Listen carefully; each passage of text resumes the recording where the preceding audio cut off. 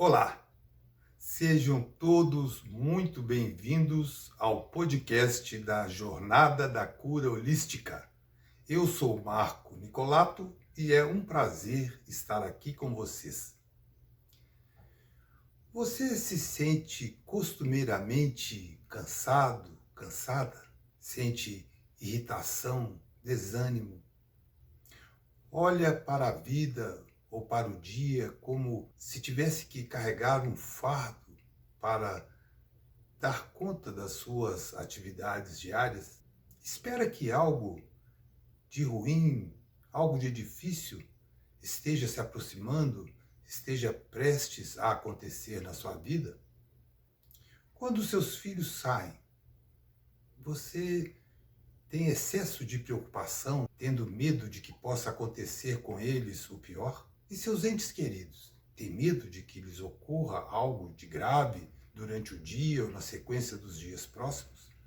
Essa forma de pensar, esses condicionamentos mentais, podem apontar para um quadro de depressão. Uma depressão leve ou uma depressão mascarada. Esta preocupação excessiva é gerada pelo que chamamos de modo de sobrevivência. O corpo, ao longo da evolução humana na história, acostumou-se ou adaptou-se ou condicionou-se a estar sempre preparado para sobreviver. E sobreviver significava, no nível dos primórdios, estar pronto para fugir de uma fera, estar pronto para fugir de um predador, de uma situação que ameaçasse a nossa sobrevivência. Ao longo de milhares, talvez milhões de anos, estes mecanismos se instauraram em nós. Então, quando nós vivemos neste estado de sobrevivência, costumeiramente nos situamos em uma situação de estresse.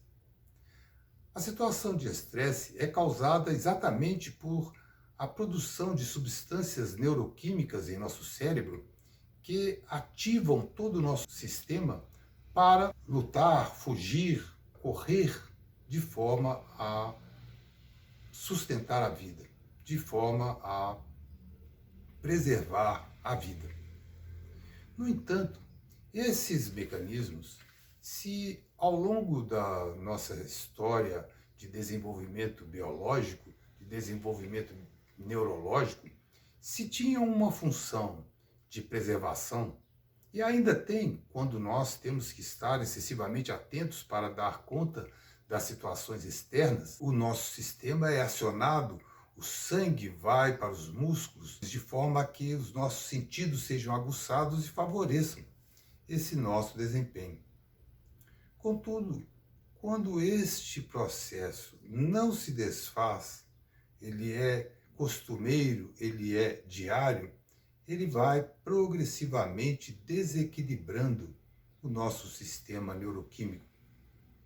O nosso corpo fica viciado nessas substâncias químicas produzidas pelo cérebro. É algo muito curioso que substâncias que nos causem mal-estar, palpitação, insegurança, medo, possam nos viciar. Mas, por exemplo, quando nós nos viciamos em alimentos, em bebidas, em cigarros, em remédios, nós acreditamos dentro de nós que esses elementos estão, de alguma forma, nos ajudando. É muito comum nós ouvirmos de fumantes, e eu posso dizer isso com propriedade, porque fumei por muito tempo, é comum ouvirmos dizer: o cigarro me relaxa, me acalma. Na verdade, a dependência da nicotina nos faz ter essa sensação, mas esta sensação está associada ao declínio, à morte, porque vai comprometendo todo o funcionamento corporal. Assim, quando nós nos viciamos em alimentos e temos sobrepeso, ou em alcoólicos, passamos a ter uma dependência de situações que estão nos causando mal. Então, esse estresse pode ser originário de uma depressão, por exemplo, um trauma, uma situação que nos causou extremo sofrimento, fica marcado, fica como que fotografado em nosso cérebro e armazenado em nosso corpo, porque o corpo armazena as emoções. A partir de então, nós passamos a estar atentos, alertas para situações que de alguma forma nos remetam àquela possibilidade. Então passamos a esperar que aquilo ocorra novamente. Passamos a ter medo daquela situação. Ora, quando temos medo de alguma situação que ela ocorra, quando temos medo que uma situação ocorra, quando temos expectativa de algo negativo, de algo que nos machuque, esteja para acontecer, há uma espécie de prevenção. O corpo, o cérebro, libera substâncias como cortisol, preparando o nosso corpo para aquele evento. Só que nós ficamos, então, condicionados, viciados àquelas substâncias químicas e a estes comportamentos. Quando dizemos viciados, é assim: quando eu identifico esses sentimentos em mim, como eu estou condicionado a tê-los por muito tempo, eu identifico que sou eu. Eu estou condicionado a me ver daquela forma. E, me identificando com esta forma, acredito que este comportamento ou estes pensamentos sou eu. Então, eu quero sentir mais disso. O corpo, que identifica esses eventos como partes de mim, sente que precisa ou está condicionado a sentir mais disso, a pensar mais disso, para que se sinta, digamos, eu mesmo, para que eu identifique essa personalidade. Só que as personalidades são mutáveis.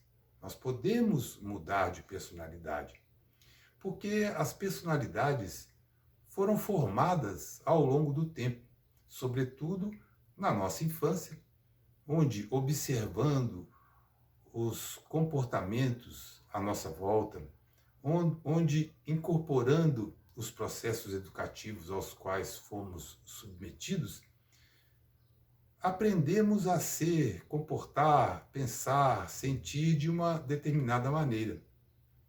Muito frequentemente, aquela que eram as dos nossos pais. E aqui um aspecto importante é que essa maneira ou esse comportamento dos nossos pais, nós podemos agir de forma oposta a eles. Mas, ao agir de forma oposta, estamos presos à imagem à qual temos que ser o oposto. Ou seja, estamos formando a nossa própria personalidade a partir dos exemplos, das vivências e daquilo que ocorre no nosso entorno.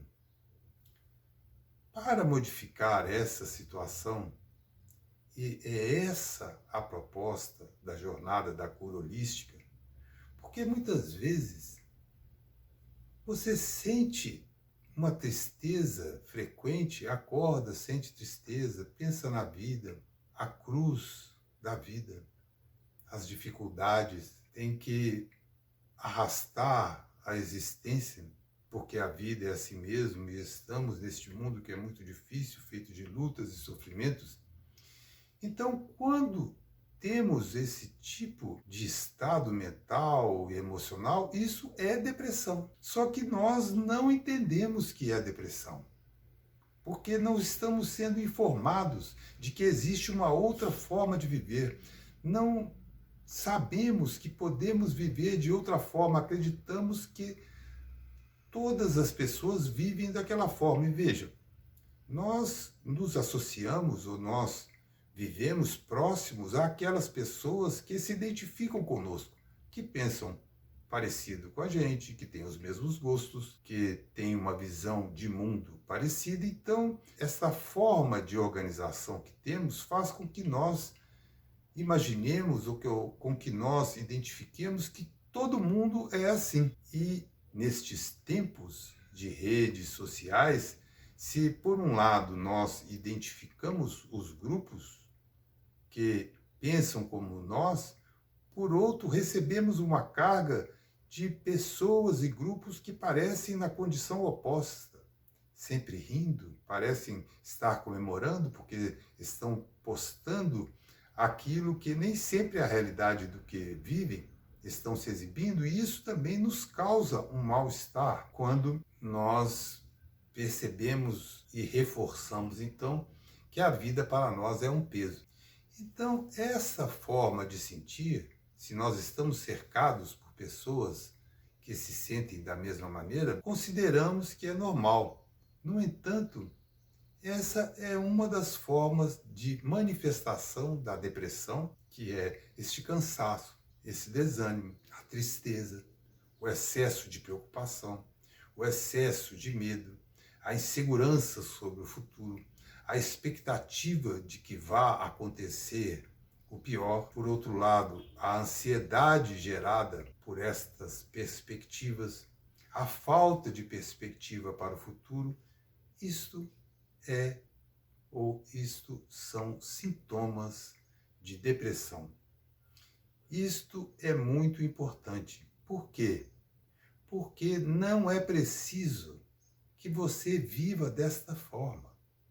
Não é verdade que a vida é assim mesmo. É isso que estou querendo dizer. A vida não é assim mesmo. Você está vivendo um quadro depressivo, mas você não tem consciência que está vivendo um quadro depressivo. E é preciso, primeiramente, que você tome consciência de que a forma como você está vivendo não é necessariamente aquela que você deve viver para o resto da vida. Quando estamos dentro de um quadro em que sentimos esses sintomas de tristeza, de desânimo, e olhamos para frente, sentimos aquela sensação de frustração, de medo. E muitas vezes, então, passamos a fazer uso de medicamentos que mascarem essa situação, que nos anestesiem. No entanto, esses medicamentos que nos anestesiam vão nos tornando cada vez mais desconectados de nós mesmos e cada vez vai minando as nossas defesas naturais, as nossas ações, os nossos processos de transformação que ocorrem diante dos desafios. Se nós tomamos os medicamentos, e veja, aqui não há nenhum problema que tomemos os medicamentos, apenas estou falando para que nós possamos nos conscientizar de que se nós queremos mudar de situação, se nós queremos encontrar uma razão de viver, a felicidade, muita gente diz, dentro dessas circunstâncias, quando falamos dessas coisas, que a felicidade não existe. Ah, esse negócio de felicidade é uma ilusão. Ora, de qual conceito de felicidade estamos falando? Nós temos toda uma possibilidade de equilíbrio neuroquímico, de homeostase, que faz com que nós nos sintamos bem, com que nós nos sintamos felizes, a partir de nós mesmos, a partir daquilo que somos, a partir daquilo que queremos ser, a partir dos sonhos que temos, a partir de acordar em um dia e ver que estamos vivos e que a oportunidade da vida é maravilhosa, que podemos realizar várias coisas, que podemos aproveitar a existência enquanto estamos por aqui. Mas se nós não concebemos que é possível essa felicidade, a felicidade que brota de nós mesmos, alguma coisa está errada. Só que nós nos acostumamos. Nós passamos a acreditar que a vida é assim mesmo. E é aqui que a jornada da cura holística apresenta várias ferramentas, várias estratégias para que nós possamos mudar esse estado de coisas. Minha amiga, meu amigo, nós estamos na vida para nos realizar. E realizar os nossos potenciais é uma causa de felicidade. Nos produz o bem-estar, nos produz um sentimento de paz conosco mesmos ao realizarmos os nossos potenciais, ao nós nos voltarmos para aqueles que vemos que estão com dificuldades nesta ou naquela área e passamos a agregar valor à vida dessas pessoas, nós também nos sentimos felizes. Mas o primeiro elemento, então, que devemos vislumbrar é esta consciência. É perceber que a forma como eu estou vivendo tem algo que está errado. Porque eu não encontro prazer. Eu carrego a existência nas costas. Eu levo a minha cruz. Ora, ou a vida é uma cruz que se carrega, ou a vida é uma aventura no qual nós temos que desenvolver e enfrentar os desafios. As situações da vida são desafios, elas não têm que ser cruzes. Esta é uma questão de visão, de olhar, um paradigma. Um paradigma é formado de crenças. É a forma como nós vemos o mundo. As crenças são formadas de pensamentos repetidos. Repetimos os pensamentos, eles se tornam um hábito e estes hábitos mentais se tornam crenças. É muito importante encontrar um mentor, alguém que, tendo passado por estas experiências, conheça o processo que estamos vivendo e possa, então, nos ajudar a identificar estes paradigmas, estas crenças que nos estão fazendo viver de uma forma que não estamos enxergando que poderia ser diferente. E por que um mentor é tão importante? Porque o mentor é aquele que já saiu deste estado, já atravessou esse estado, então ele consegue ver. Quem está dentro do problema não consegue ver o mundo de outra forma. Essa pessoa está totalmente identificada com a visão de mundo que construiu em si mesmo e que é um programa subconsciente, porque essa visão de mundo não está estampada para nós, porque estamos identificados com essa forma de pensar, de agir, de nos comportarmos e não conseguimos ver para além, porque ao estarmos identificados, nós não temos uma perspectiva diferente. Então, o mentor é aquele que, já tendo atravessado o deserto, sabe onde estão os oásis, onde estão as fontes de água que nos permitirão enfrentar os desafios. Porque quando nós nos propomos a mudar, no momento de tomada de consciência, nós muitas vezes falamos para nós mesmos: eu não quero mais ser uma pessoa viciada em raiva. Eu não quero mais ser uma pessoa viciada em ansiedade, em ressentimento, em pensamentos de indignidade, em julgamento dos outros. E aí, num primeiro momento, nós nos sentimos fortes, capacitados para fazermos esse enfrentamento. Passam-se as horas e o nosso corpo, que está viciado naqueles comportamentos, que está viciado naquelas substâncias químicas que provocam aqueles comportamentos, passa então a enviar mensagens de que nós precisamos ser nós mesmos e devemos agir desta ou daquela forma, mas você não é assim. Olha essa situação que está acontecendo, reaja a isso, tenha raiva daquilo, julgue aquilo outro, porque dessa forma as substâncias neuroquímicas associadas a esses comportamentos são produzidas. Porque um pensamento dispara toda uma cadeia de neurônios, que são as células cerebrais, que produzem substâncias químicas que sinalizam as emoções, que sinalizam os sentimentos. Então, quando nós identificamos certos sentimentos e certas emoções, elas são oriundas daquele pensamento que nós tivemos. E este pensamento veio de uma perspectiva subconsciente. A hora que vimos, já estávamos pensando, e como estamos identificados com esse programa subconsciente, quando pensamos, sentimos. E quando sentimos, é comum dizermos assim: estou sentindo isso, por que será? Estamos sentindo isso porque pensamos aquilo. Mas nós achamos que porque sentimos isso, isso que estamos sentindo é uma verdade. Porque pensamos aquilo, aquilo que pensamos é uma verdade. Não, aquilo que pensamos é fruto de um condicionamento.